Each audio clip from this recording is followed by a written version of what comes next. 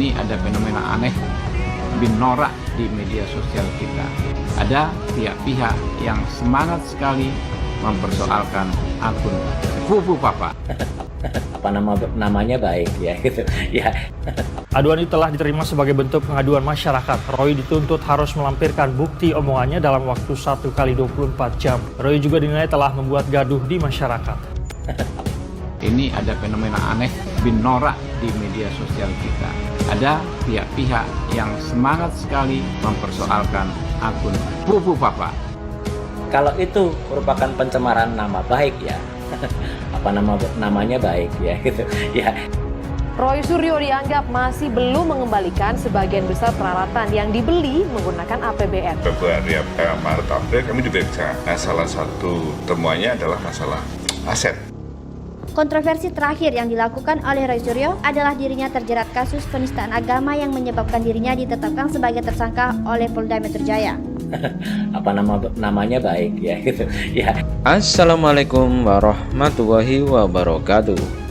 Bongkleng teriak bongkleng, Roy Suryo memang sosok yang bermuka badak, yang tak tahu malu. Roy Suryo seperti yang dikutip Wikipedia tertanggal 3 Oktober 2024 adalah mantan narapidana penista agama dan pencuri panci asal Indonesia yang pernah menjabat Menteri Olahraga, yang notabene dah hafal lagu kebangsaan Indonesia Raya. Setelah didapatkan oleh Paspara, kembali Roy Suryo memberikan tanggapan dengan nada tertawa. Pernyataan ini menohok muka dia sendiri. Memangnya dipikir dirinya orang baik? Bagaimana soal panci? Bagaimana soal penistaan agama? Yang jelas sudah dipenjara. Bahkan bagaimana soal gak hafal Indonesia Raya sedangkan dia adalah Menteri Olahraga? Kelakuan norak Roy Suryo kini juga berujung dengan statement Habibur Rahman yang kini menjabat pimpinan fraksi di MPR dari Partai Gerindra, bahwa kita harus mewaspadai tindakan buruk yang mengadu domba bangsa Indonesia ini. Kemarin di Jakarta saya mendengar dari teman-teman media bahwa ada pelaporan yang dilakukan oleh sebuah kelompok yang namanya pasukan bawah tanah. Saya lebih senang menyebutnya pasukan bawah tanah ya, karena kalau pasukan bawah tanah seperti namanya, bawah tanah kok muncul di atas tanah, ini udah nggak konsisten ya. Bawah tanah aja deh, karena memang sudah mendekati bawah tanah itu ya itu. Dan mereka melaporkan saya ya ke Bareskrim, katanya saya melakukan penghinaan terhadap lambang negara.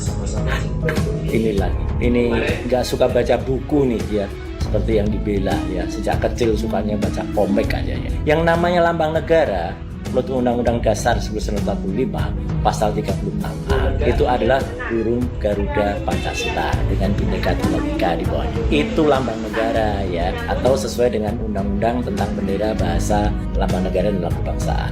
Kalau yang dimaksud itu maunya adalah tokoh yang disebut-sebut itu adalah GRR ya, itu pun belum jadi simbol negara, belum dilatih ya. Tuh. Nah, yang kedua, saya kemudian mencari-cari ya, bertanya, apa sih yang dilaporkannya? Kalau itu merupakan pencemaran nama baik ya, itu pun juga harus dia yang melaporkan ya, bukan orang lain yang tukang lopar lapor ini yang kemudian melaporkan ya. Jadi harus dilaporkan sendiri karena itu delik aduan. Assalamualaikum guys, salam sejahtera. Akun tersebut disebut milik Mas Gibran di masa lalu dan disebut juga menyerang Pak Prabowo dan termasuk juga Om Dewan. Kalau toh akun tersebut milik Mas Gibran, meskipun ternyata bukan, sikap mempersoalkan postingan akun tersebut di masa lalu adalah sikap yang ahistoris atau mengabaikan fakta-fakta sejarah. Ya, sejak 2019 sudah tidak ada lagi permusuhan atau dikotomi antara tokoh-tokoh bangsa, yaitu Pak Prabowo dan Pak Jokowi. Ya, sejak saat itu kita semua sudah sepakat untuk bersatu padu membangun bangsa dan negara. Jadi kalau hal ihwal yang terjadi di masa lalu diungkit-ungkit kembali, pastilah maksudnya sangat buruk, yaitu mengadu domba bangsa ini. Kami ingatkan ya, kepada kita semua bahwa rakyat sudah cerdas dan tidak bisa lagi diadu domba. Ayo kita bersatu, maju ke depan, kita move on, ya, kita songsong Indonesia emas bersama-sama. pakar telematika sekaligus mantan Menteri Olahraga Republik Indonesia yang menggantikan Andi Malarangeng ini memang sering mendapatkan perhatian karena kontroversi yang diciptakannya. Berikut ini beberapa kontroversi yang pernah dilakukan oleh Roy Suryo salah lirik lagu Indonesia Raya.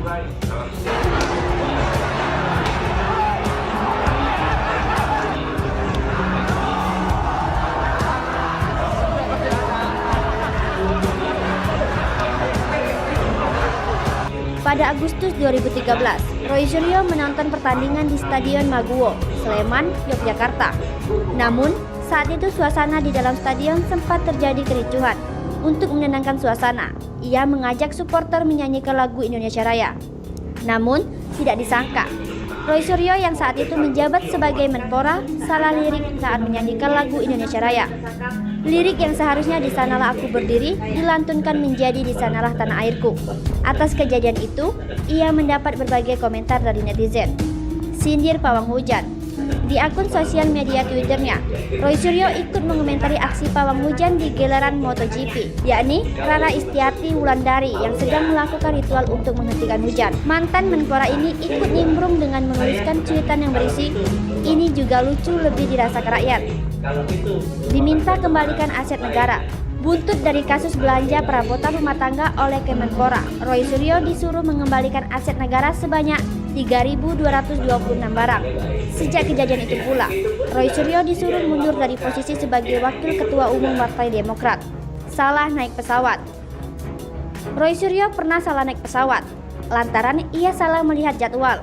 Dari seharusnya berangkat jam 06.15 waktu Indonesia Barat, namun ia berangkat pada pukul 07.45 waktu Indonesia Barat. Kesalahan Roy Suryo menaiki pesawat itu membuat kegaduhan para penumpang pesawat Lion Air saat itu. Pakar telematika yang diragukan. Ruby Z Alamsyah menyatakan keraguannya terhadap kemampuan Roy Suryo menjadi seorang pakar telematika. Keraguan tersebut disampaikan oleh Ruby Z Alamsyah yang merupakan digital forensik analis atas kesaksiannya pada sidang kasus Marcella Zalianty dan Ananda. Ruby mengatakan bahwa Roy Suryo tidak memiliki standar operasional sebagai seorang ahli telematika. Menurutnya, hasil analisis Roy Suryo tidak valid dan tidak berkualitas untuk dijadikan barang bukti dalam kasus Ananda Mikola. Kelebihan bagasi kabin. Selain pernah salah naik pesawat, ternyata Roy Suryo juga pernah melakukan pelanggaran aturan muatan bagasi kabin pada saat ingin melakukan penerbangan dari Yogyakarta ke Jakarta pada tanggal 20 Oktober 2013. Roy Suryo membawa 6 tas ke kabin pesawat, padahal aturannya hanya boleh membawa 2 tas. Tak terima julukan Dewa Panci. 2 orang buzzer yakni Kuntadi dan Mas Zoprai dilaporkan oleh Roy Suryo ke Polda Metro Jaya. Hal ini karena Roy Suryo tidak diterima dirinya dijuluki sebagai Dewa Panci. Dirinya merasa telah difitnah oleh 2 orang buzzer tersebut. Potongan video Kemenak. Pada Februari 2022, Roy Suryo dilaporkan ke polisi lantaran telah memotong video Menteri Agama Republik Indonesia Yakut Khalil Qounas yang menjelaskan mengenai volume toa masjid. Akibat perbuatannya itu, mantan Menpora ini dilaporkan ke pihak berwajib oleh beberapa elemen masyarakat atas tuduhan membuat kegaduhan di masyarakat. Penistaan agama.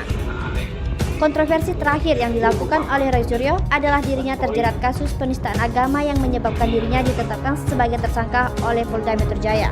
Roy Suryo dilaporkan oleh perwakilan umat Buddha atas unggahan meme stupa Candi Borobudur yang diunggahnya melalui sosial media pribadi miliknya.